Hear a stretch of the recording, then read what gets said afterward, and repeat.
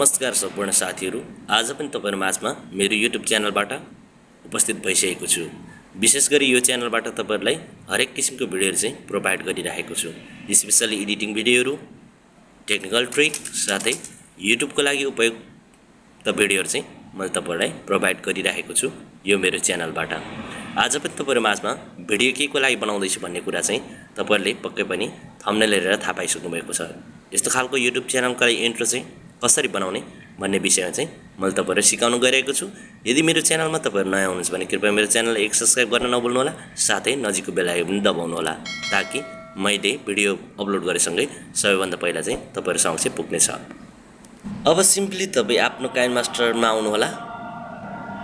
KineMaster चाहिँ तपाईले चाहिँ बिना वाटरमार्कको कसरी डाउनलोड गर्ने भन्ने थाहा छैन भने पहिलो मेरो भिडियो हेर्नु होला, त्यहाँबाट चाहिँ सजिलैसँग तपाईले चाहिँ बिना वाटरमार्कको काइनमास्टर डाउनलोड गर्न सक्नुहुन्छ।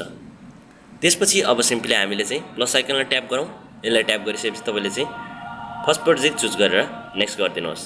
नेक्स्ट गरिसकेपछि तपाईले सिम्पली ब्ल्याक कलरको इमेज चुज गर्नु होला। यसरी चुज गरिसकेपछि तपाईले चाहिँ क्रस गरिदिनुहोस्।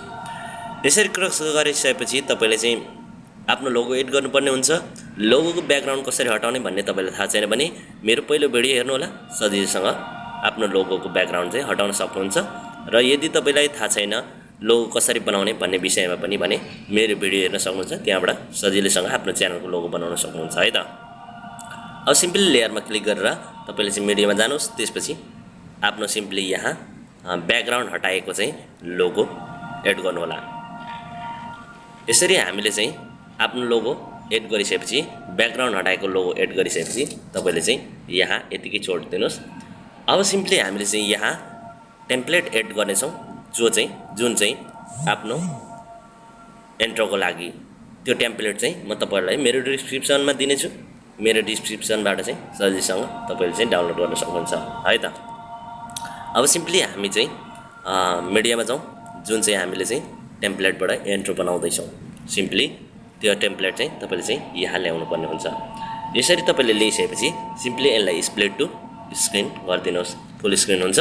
त्यसपछि यहाँहरुको बराबर टाइमलाइन चाहिँ बढाउन सक्नुहुन्छ।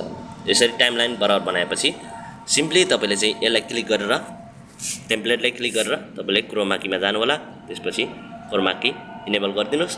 यदि तपाईको की कलर ग्रीन कलर छैन भने तपाईले ग्रीन कलर बनाउनु होला है त। यति गरिसकेपछि तपाईले हेर्न सक्नुहुन्छ यो चाहिँ हाम्रो चाहिँ यस्तो खालको भएको छ इन्ट्रो।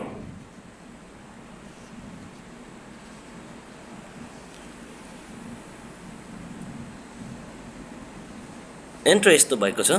अब सिम्पली तपाईले चाहिँ यहाँ आफ्नो टेक्स्ट एड गर्नुपर्ने हुन्छ, जुन चाहिँ आफ्नो च्यानलसँग सम्बन्धित नाम चाहिँ मैले चाहिँ आफ्नो च्यानलको नाम यहाँ लेख्दै छु।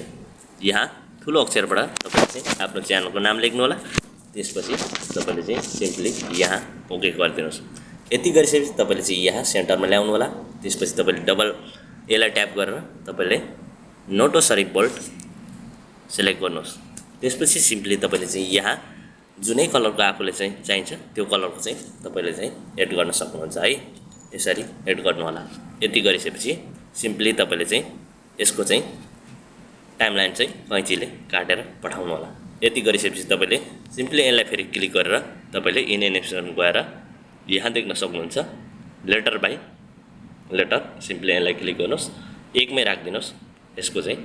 त्यसपछि तपाईले चाहिँ सजिलैसँग यसलाई चाहिँ हेर्न सक्नुहुन्छ।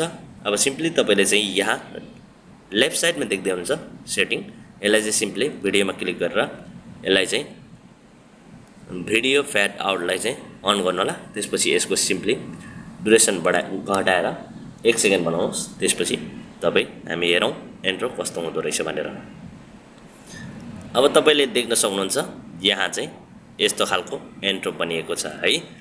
सिम्पली तपाईले देखिसक्नुभयो। अब यस्तो खालको इन्ट्रो चाहिँ कसरी बनाउने भन्ने कुरा पक्कै पनि तपाईले बुझिसक्नु भएको छ। अब कसरी सेभ गर्ने, यहाँ सिम्पली एरो आइकनमा क्लिक गरेर तपाईले चाहिँ यहाँ कति क्वालिटीको डाउनलोड गर्न चाहनुहुन्छ त्यही क्वालिटीको डाउनलोड गर्न सक्नुहुन्छ है त साथीहरु। अब मेरो भिडियोबाट तपाईले पक्कै पनि कसरी बनाउने इन्ट्रो यस्तो टेम्प्लेट युज गरेर भन्ने कुरा बुझिसक्नुभयो होला। यदि बुझ्नु भएको छैन तपाईले चाहिँ कमेन्ट गर्न सक्नुहुन्छ भन्दै यो भिडियोबाट बिदा हुन चाहन्छु। अर्को भिडियोमा भेटौँला।